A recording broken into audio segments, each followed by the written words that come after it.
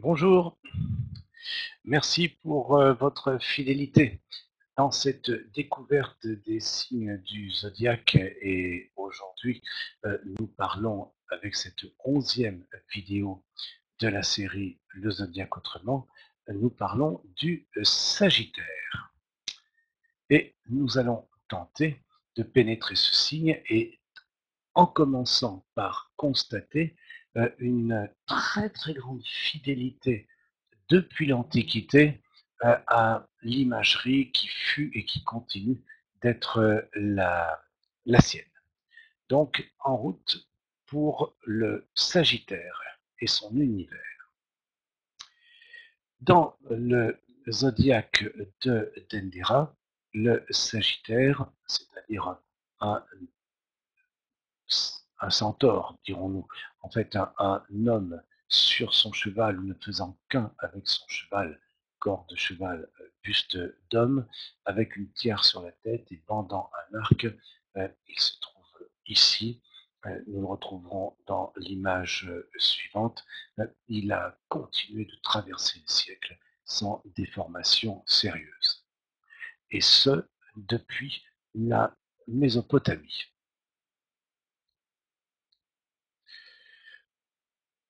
En effet, on trouve en Mésopotamie, déjà sur les bornes cadastrales de la seconde moitié du deuxième millénaire avant Jésus-Christ, un centaure ailé quadrupède pendant un arc. Sur d'autres monuments, on peut voir un homme à queue de poisson, mais sur une sphère céleste mésopotamienne, le Sagittaire était assimilé à un dieu guerrier qui réunissait des éléments fabuleux, c'est-à-dire le mélange du corps d'animal quadrupède et du buste de l'homme, et qui portait une tiare. Tiare que nous allons retrouver en Égypte, même si à ce moment-là, il s'agira de la tiare d'Osiris et ou alors de la tiare qui montrait la réunion des royaumes de Haute et de Basse-Égypte, simple adaptation aux conditions culturelles et politiques du moment. Eh bien, ce Sagittaire a été recyclé dans notre calendrier, euh, dans notre aide-mémoire égyptien, à peu près tel quel. Pour quelle raison a-t-il satisfait nos Égyptiens du début de notre ère? Puisque, je l'ai rappelé à plusieurs reprises, le zodiaque n'existe pas à l'époque des pyramides, dans l'Antiquité pharaonique du tout. Nous sommes là sur un zodiaque qui est au moment où la transmission finit de s'effectuer euh, au monde latin.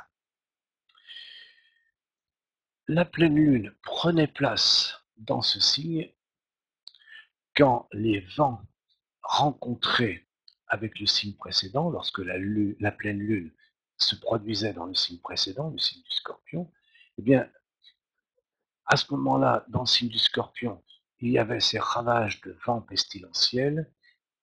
Ces vents se calment et se tassent quand la pleine lune se retrouvait dans le signe du Sagittaire. Mais c'est aussi un moment où il fallait récupérer les territoires que les ennemis avaient grignotés plus ou moins, ou les territoires dans lesquels un certain chaos sur les frontières s'était installé euh, pour tirer avantage du climat peu clément du mois précédent. Donc le Nil pouvait être passé à gué, la moisson était assurée de plusieurs mois, depuis plusieurs mois, nous l'avons vu, l'armée égyptienne se préparait à lancer des expéditions à l'étranger, d'où l'importance de l'archer qui a donc satisfait les Égyptiens et qui a su recycler une imagerie venant de bien plus avant.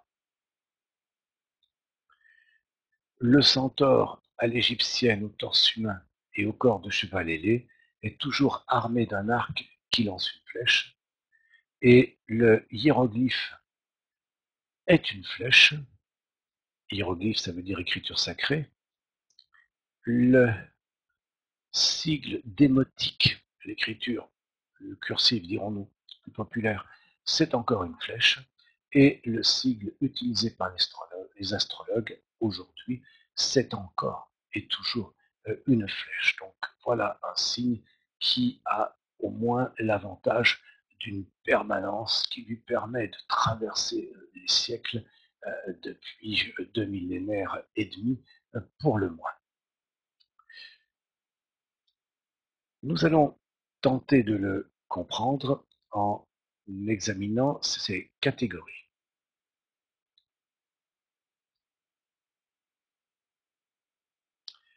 Le Sagittaire est un signe diurne, donc solarisé. C'est un domicile diurne de Jupiter, donc c'est un petit peu l'équivalent d'un Soleil conjoint Jupiter. Ce qui peut donner Jupiter en latin, c'était Jovis ou Jovis, si on prend une prononciation restituée, ce qui a donné jovial en français. De la même façon d'ailleurs que Mars a donné martial, que Vénus a donné vénérien, que Mercure a donné la mercuriale au niveau des plantes, euh, ou ce qui est hermétique si on prend Hermès.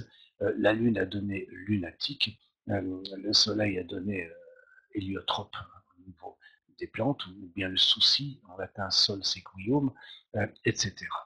Donc, et puis Saturne d'ailleurs avait donné un adjectif qui n'est plus employé, mais saturnin, et qui désignait une certaine tristesse, mais qui a également survécu euh, jusqu'à récemment comme un prénom possible.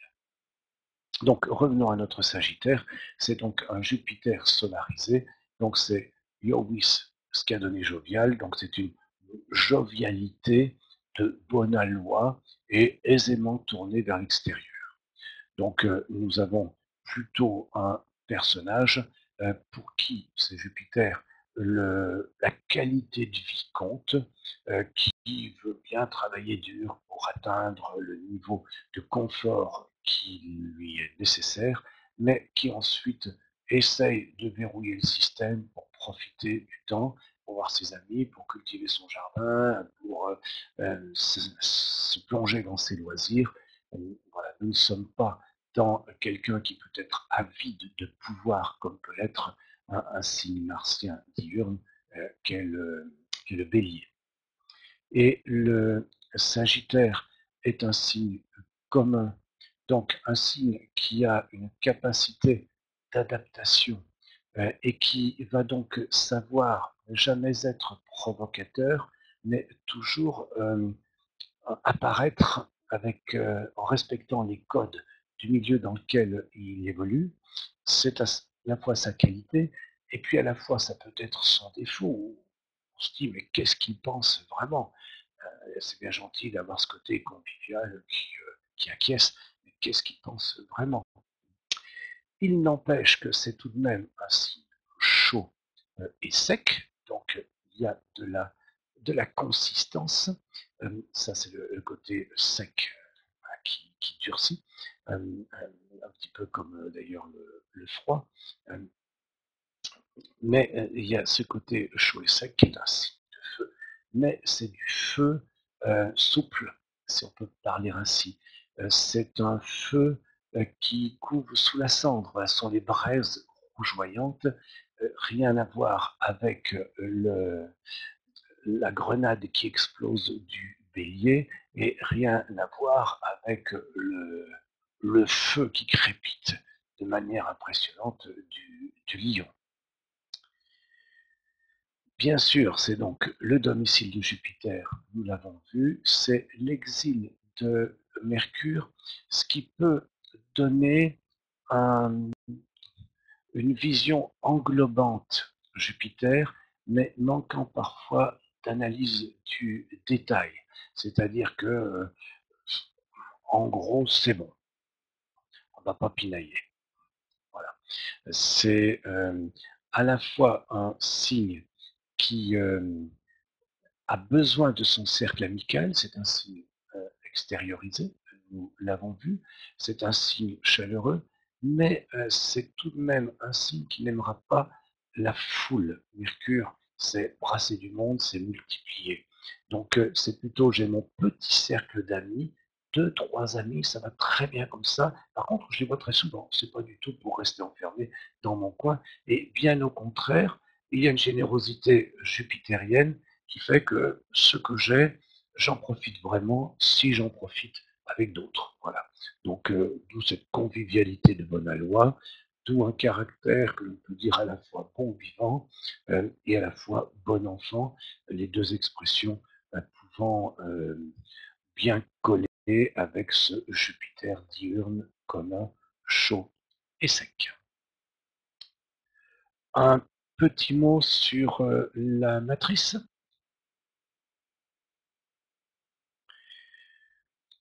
Jupiter.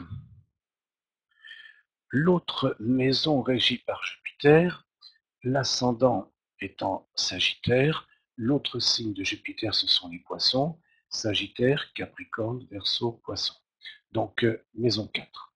Ça peut signifier, si ce Jupiter est bien placé dans la carte, que l'immobilier me réussit, si je suis ascendant Sagittaire. Ça peut représenter que je suis bien chez moi, même si c'est pour y inviter des amis, parce qu'il y a cette jovialité jupitérienne. En revanche, Jupiter est en chute en Capricorne. Or, le Capricorne, c'est le deuxième signe compté du Sagittaire et la deuxième case, la deuxième maison, c'est mon compte en banque. Et donc, évidemment, le fait que Jupiter, qui en plus par nature a un rapport avec l'aisance et l'opulence, soit en chute dans ma maison 2, ça me rend peu chanceux en matière de spéculation financière et parfois même dans ma gestion. Que dire encore? Jupiter, il est maître de la maison 1, et quand je regarde la maison 11, la balance, c'est le domicile de Vénus.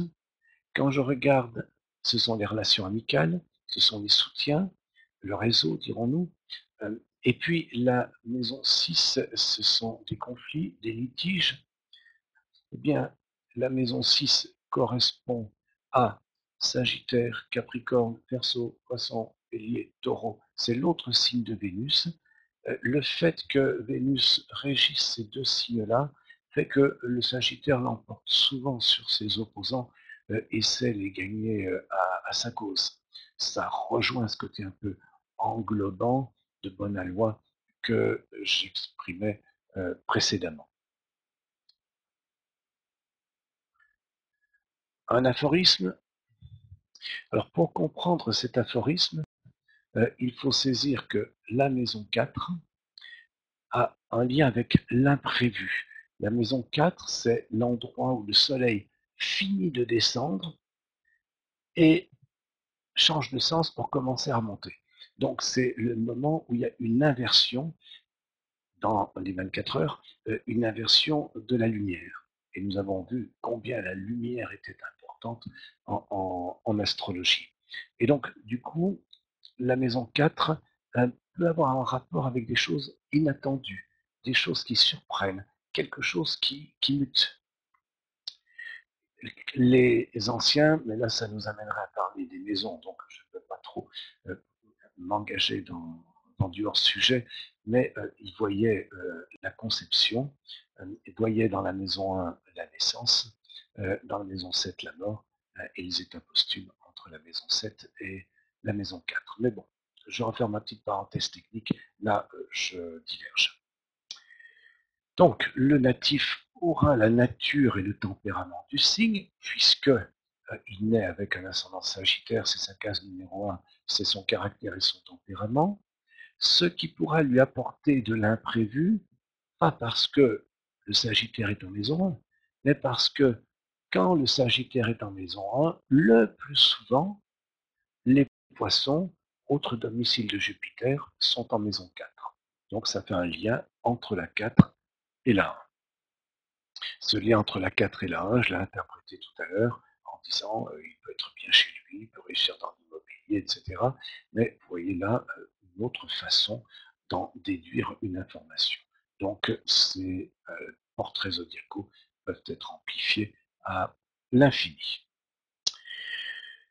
Voilà pour le Sagittaire, en tout cas pour une première rencontre. Et je vous donne rendez-vous pour le signe suivant, c'est-à-dire le signe du Capricorne, dont l'imagerie là est un petit peu plus compliquée et a un petit peu plus varié au cours des temps. Au revoir.